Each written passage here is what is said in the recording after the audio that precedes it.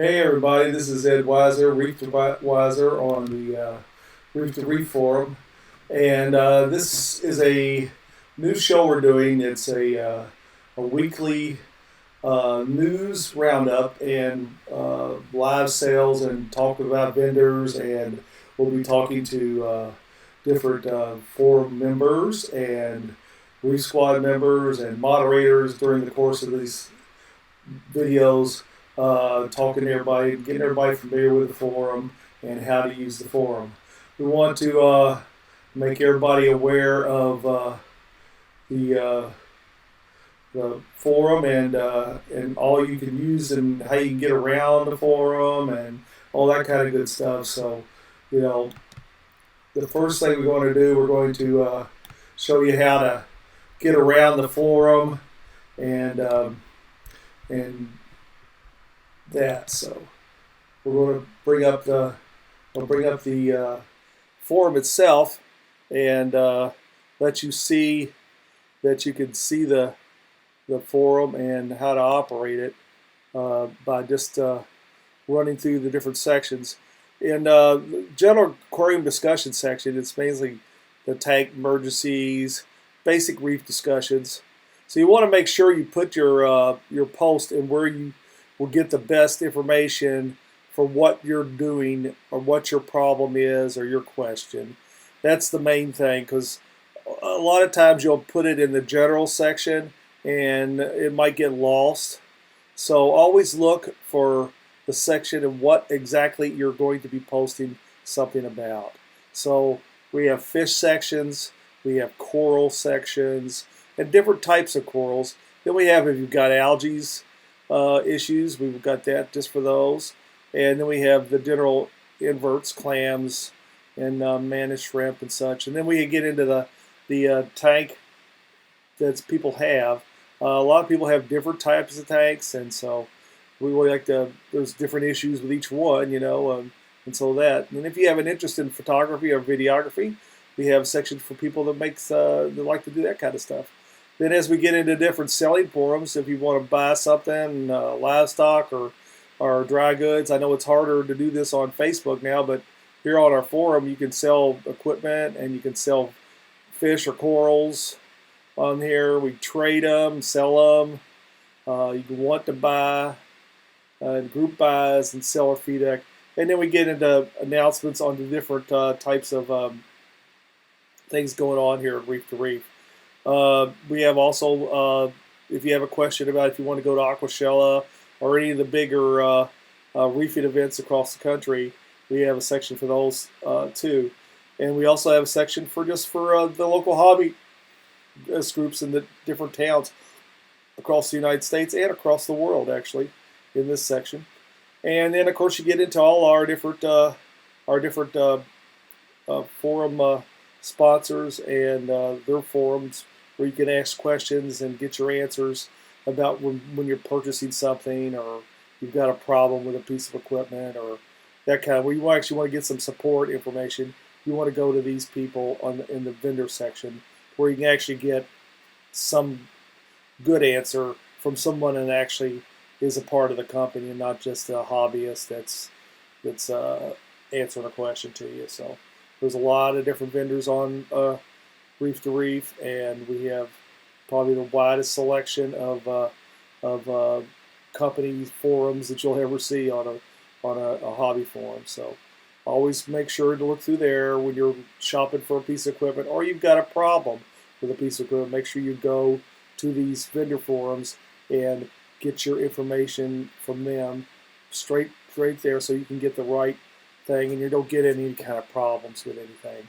It's nothing worse than having a situation where you can't get something fixed, and that's what we're here for, is to help you get around things. So the next thing we're going to do, we always want to look at. I'm going to look at a few different problems that people normally have. So the next topic is we're going to get into the going to eradicating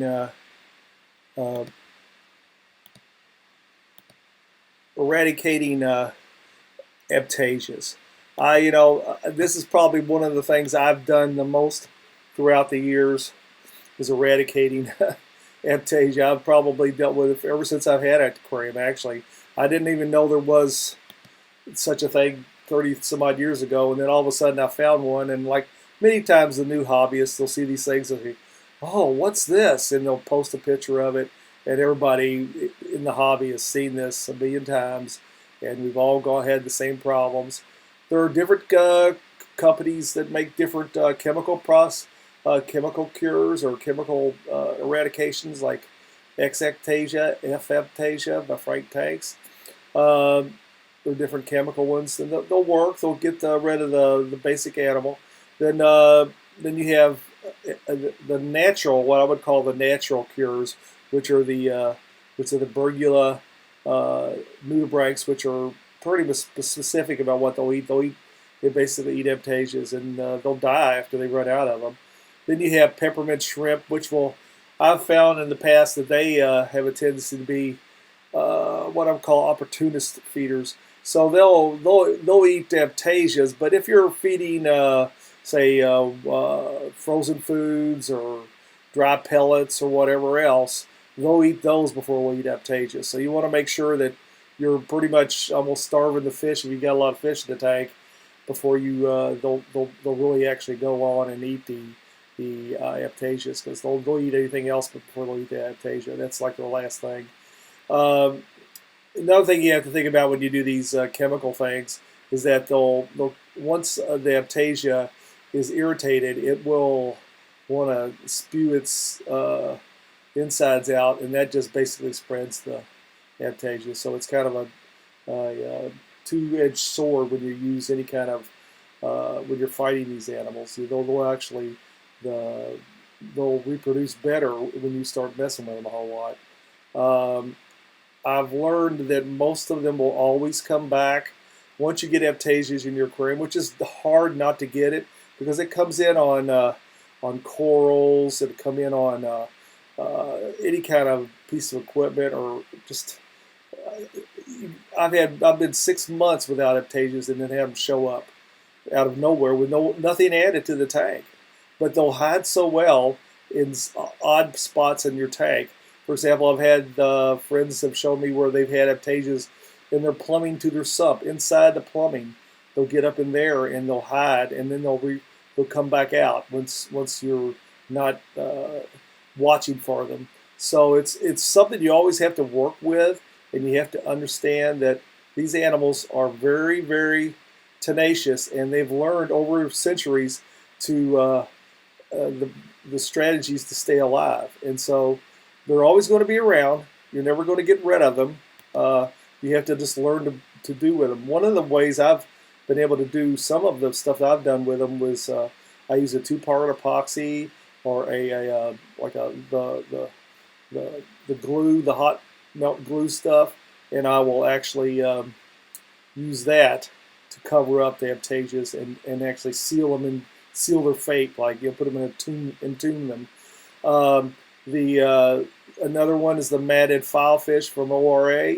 It does do it, but they're just like anything else, or the copper bandits. They will eat them, but they're not really the super focused like a Bergula is. The Bergula is pretty much super focused on it, and the problem you have with Bergulas is that you have a lot of flow in a tank, and you have other animals in the tank. And the other animals in the tank will take and eat the Bergulas. So like wrasses and such, they'll go ahead and eat them. So it's really hard for the Bergulas to survive in a situation like that. And so, but they can, if you let them get in there and reproduce and stuff, they'll eventually knock it out, but it might take a while. I have a laser and I have a Majano wand. They can kill it, but the problem, like I said before, it's they're going to spread the Amptasia everywhere because of it. It's always going to be in your tank. You're just going to have to work out strategies to keep the Bergulas down. It's just something I'm always watching for, and if I see just one, I'll kill it immediately. One thing else I've found that works well on if you have Aptasia to the glass is a plain magic eraser. That works really well. It gives you a capability to just basically wipe them off the inside of the glass. I just tried it one time and said, wow, that works great. And it does. It'll just wipe. You can just, if they're on the glass, just take one and just go to the bottom of where the Aptasia at, and then swipe up, and it'll just completely remove it from the glass, which is awesome. And then I'm always learning some new trick on killing Aptasia. It's one of my favorite types of way of doing things is getting rid of Aptasias. So it's always something that's going to be out there for you. But if you want to try to get rid of them, that's the best way to do it, is to do it that way. So the next thing I wanted to talk about was media reactors and equipments. Some people, we're going to go here to the media reactor and go to media reactor. And with media reactors, it's a lot of people use them, and then they work great. And the one thing I always want to remind people about is with media reactors, you want to understand what is in the reactor. So some chemicals and some different, like carbon or GFO, they require different flows through them. So you want to know, they're good for be able to take and adjust the to the media.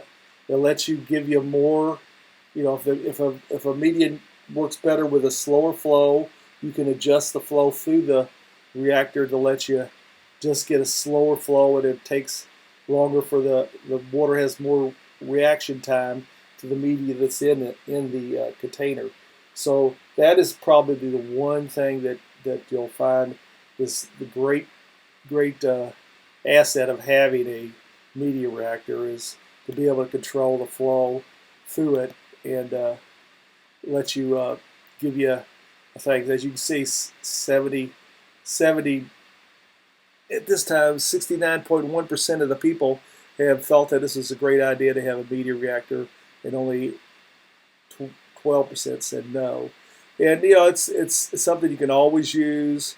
You don't have to run them all the time, but if you feel like your aquarium needs that, then it doesn't hurt anything to have one, and it just makes it a lot easier for you to control what you're dosing in the system, and that's the main thing, is be able to control the media in your aquarium. So the next thing we're going to look at is lowering alk. We're going to lower alk here. We're going to get this down here, and let me see if we get it.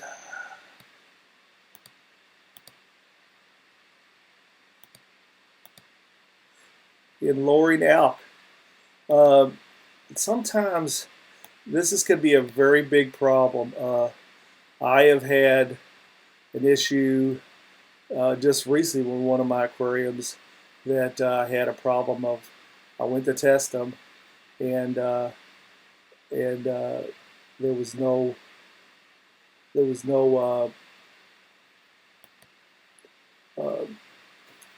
flow through the system, and my alk was really high. So it's something you have to really watch for. Let me see if I can get back to this. I think I was in the wrong section. Yeah, we're going to talk about, I've lost the link on it. So I'm going to go to Reef is the only option. That's the next poll we've got going on right now. Come on, let's get over here to Reef.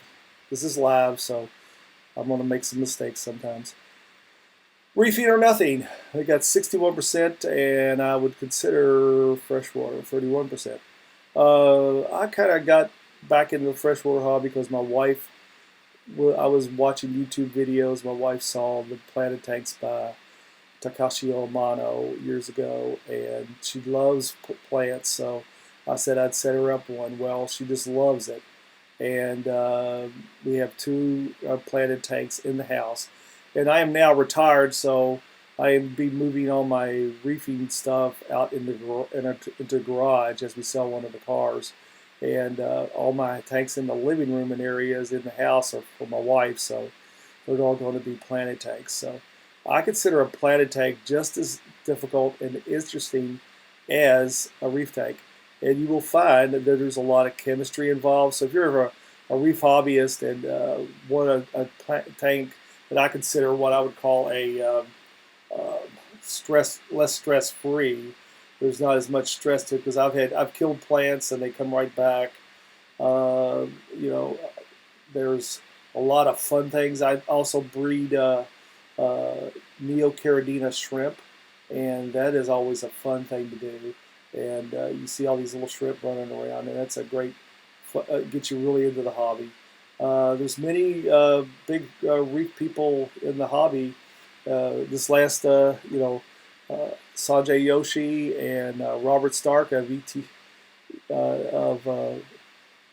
both have planted tanks and love their planted tanks as much as their reef tanks. When I was talking to them recently, a few weeks ago, and it's just stress free. So I don't ever try to always learn something from every part of the hobby. I've been in the hobby for 56 years, and I recommend learning new things from the hobby, and that's what that's what it's all about, is enjoying the hobby itself. If you're having too much stress in the reef tank, maybe you need to try a planted tank for a while and get some of that stress out of you, because it shouldn't be a stressful situation. A hobby is for enjoyment and not for some kind of other, you know, too much stress. You know, you're getting too stressed out about the whole thing. I always recommend not being so stressed about the hobby, and that's kind of what we'll be doing every week. We'll be discussing different topics, and I'll have other Reef Squad members or people on the forum itself, just regular hobbyists, come on and talk to me about some of the threads that they find interesting. Every week we have some new thread or some new topic to talk about. I also wanted to talk about that the we're now on. We now also have the forum on our phones instead of the tap to talk forum. So you have all the same exact things on the tank to talk tank forum now is exactly the same as you're on your browser on your computer. So you can actually go in and actually see all the information. You can reply to the different posts.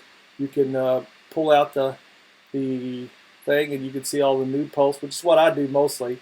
I do all my new posts a lot, and that's what I get into.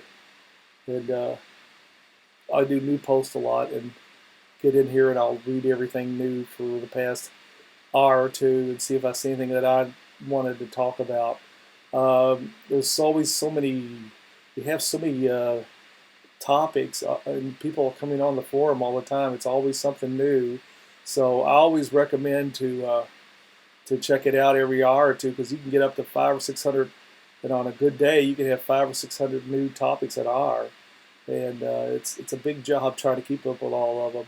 And I am always amazed at the amount of different things. I've been on the aquarium forums since the news group days back in the early '80s, and a lot of the topics are the same, and sometimes just basic information.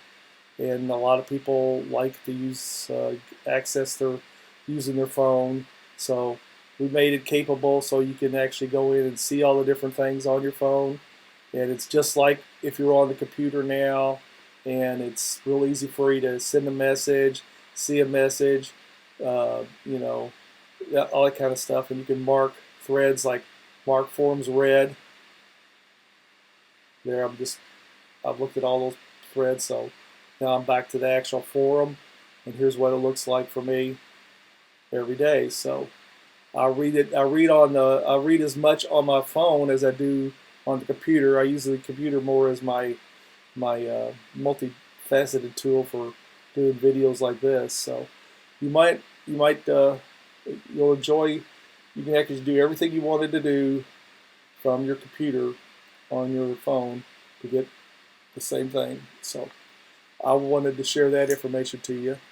And the next thing we'll do is we'll show a video that I did of of uh,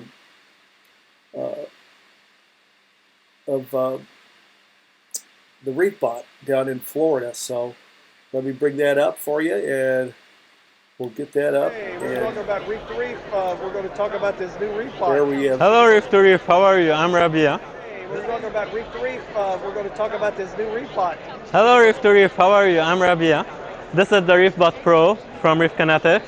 It can take multiple water samples together, so clients can come in, just fill up this vial with their water, or this one, so multiple one, and you can test for your clients their water. It can test for nitrate, nitrite, phosphate, calcium, alkalinity, magnesium, ammonia, and we're adding a bunch of other parameters like iodine, potassium, and iron. So this is faster than the regular Reef bus because the client will be bringing his water in, and the regular Reef bot also can be connected to his tank at home. This is the web dashboard, and you have the mobile app, iPhone and Android. You can go deeper inside any result to check for every drop of titration which color you got. You can check the level of reagents and all of these things. Also, we have another exciting announcement this time in Macna. People can, wait, where is it? Here's it. The software developer can connect to our APIs. We share them, just send us just apply now, and we can share with you our APIs to connect to other devices and apps. Cool. And here's the original model. Here's the traditional Reef bot. It can test 8 vials together. The Pro one is 21. So this can be connected directly to any tank and can test for water and send it direct the result for you. And then you've got this is something else you got a dozer to? The dozer will be released by the end of the year. Every pump head will be connected to a parameter, let's say alkalinity, calcium, magnesium, and will dose according to the result of the Reef bot. Cool. And what are all the different brands of biscuits you use? On our website, you can check. It has like sulfur, alkalinity, Red Sea, alkalinity, magnesium, phosphate. Here you have it all on our website. Red Sea alkalinity, magnesium, calcium, phosphate. Elos alkalinity, Gizman, magnesium, phosphate. Pool matter is for pools, chlorine and chloramine. Tropic marine, nitrate, nitrite. Fauna also nitrate, nitrite, and API calcium, alkalinity, phosphate, ammonia, nitrate. So you can get a chloramine test through a pool master to check your. This is for pools, not for aquariums. You can use it to test your RO water to make sure you're not Yeah, maybe you can do it. You can do it, but That's an idea. yeah, but because we're also working on a pool thing, Right, so we have thing, it. Yeah. That's a cool thing. Well, I'm glad you finally got some new stuff out there. Thank you. Everybody to Reef need to come by. And so this is what we'll have different things like this during the course of the year. The different vendors might have them on live to explain their topics. I've done that many times. So we're going to also encourage and show you the live sales that we have every weekend. And this coming up is we're having one with the vendor, and I thought I'd show you the video for that. So next is the video for the vendor.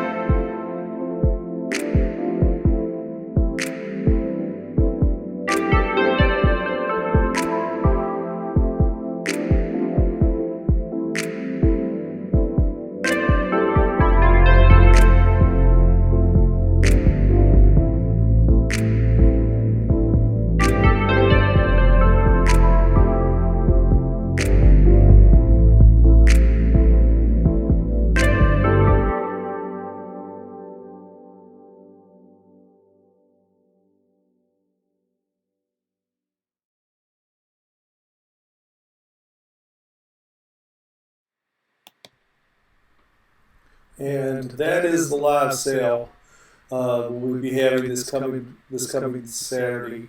Always check in and read the forum thread on this, and so you'll know exactly what you got to do.